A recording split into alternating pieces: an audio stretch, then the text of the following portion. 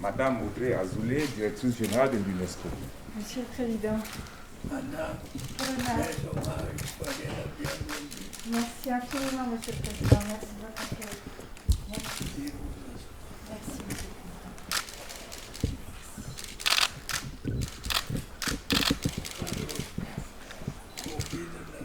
Oui, je sais.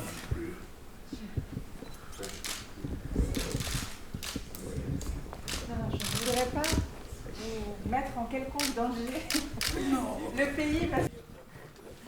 Quel voter Ça, c'est pour les enfants. et qui nous assure subsistance, nourriture et plaisir. Merci beaucoup.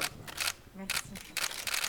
Merci, Monsieur le Président. Je vous ai apporté un livre connaissant votre goût aussi pour les arts, que nous venons d'éditer, vous reconnaîtrez l'UNESCO, sur les œuvres d'art au siège de l'UNESCO, au fil de 75 ans, entrées dans la collection publique de l'UNESCO. Merci, Monsieur le Président. Excusez, Monsieur le ministre. Nous vous faisons l'ombre fichier de l'ordre de la valeur. Voilà, ce sera mieux parce que Oui. l'autre côté n'arrivera pas. C'est un créateur d'ailleurs camerounais qui m'a fait ça. Merci infiniment, Monsieur le Président, c'est un grand honneur.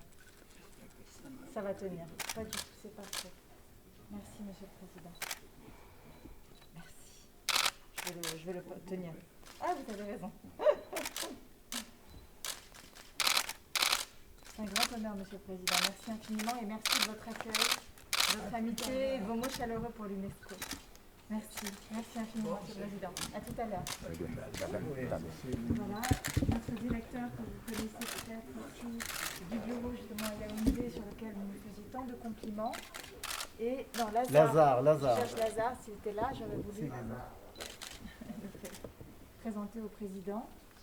Et Monsieur Lindou, le directeur du patrimoine, du Centre du patrimoine mondial, que j'ai donc nommé récemment à ce poste. Merci, Monsieur le Président. Merci beaucoup pour votre lettre de félicitations. Monsieur le Président a eu des mots encore très aimables à votre égard. Merci beaucoup, Monsieur le Président.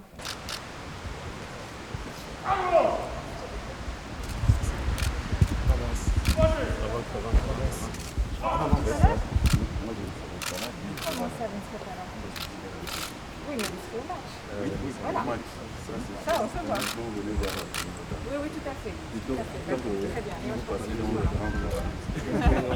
Je suis très heureuse, très honorée de faire cette visite officielle au Cameroun, dans laquelle, invitée par le président, son Excellence le président Biya, j'ai eu l'honneur de cette audience avec le président, dans laquelle nous avons évoqué les grands sujets de coopération, une coopération historique et actuelle très riche entre l'UNESCO et le Cameroun. Vous savez, l'UNESCO, c'est l'Organisation des Nations Unies pour la culture, pour l'éducation, pour les sciences et pour la communication. Et dans la coopération récente, le président a insisté sur deux sujets qui lui tenaient particulièrement à cœur. D'abord, l'éducation. Vous savez que le monde entier vient de vivre une crise éducative majeure et le Cameroun est un des pays avec lesquels l'UNESCO a le mieux travaillé dans la période récente pour assurer et travailler à la continuité pédagogique à travers l'enseignement à distance de diverses façons. Et c'est une leçon d'ailleurs qui est utile pour toutes les zones où l'éducation est encore difficile car nous sommes très attachés à défendre le droit à l'éducation pour toutes et pour tous.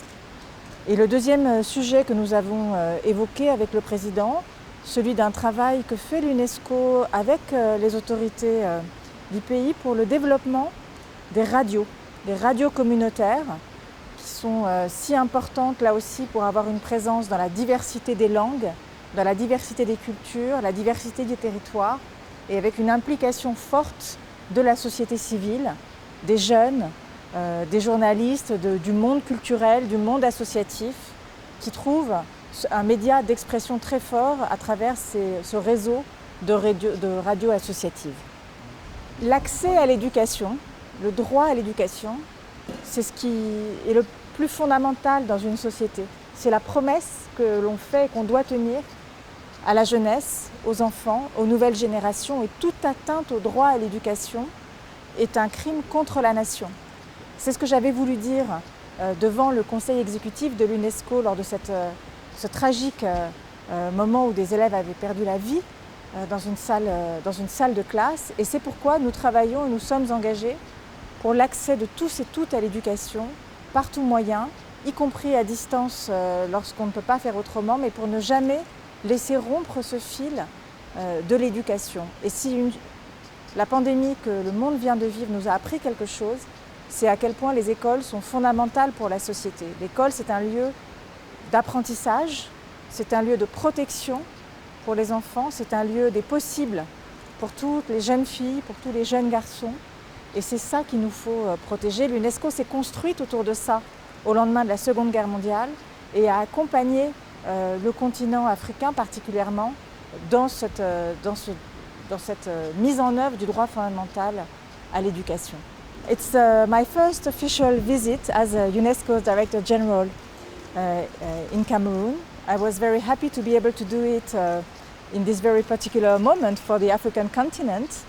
And it was the opportunity and the honor as well for me to meet the President, His Excellency the President Biya, to discuss the very rich cooperation that exists between Cameroon and UNESCO. And we've particularly discussed two main topics of our cooperation. First, education, the right to education, distance learning, either because of the pandemic or because of areas that are in crisis, and how to implement and to develop education today here in Cameroon. And we've also discussed community radios, because UNESCO is working with the country to develop a network of community radios around the country to have the possibility to hear, and so that the new generation also hear the diversity of the languages of the country, to have reliable information, and to ensure also the participation of the young generation, of civil societies, of journalists to this network of communication.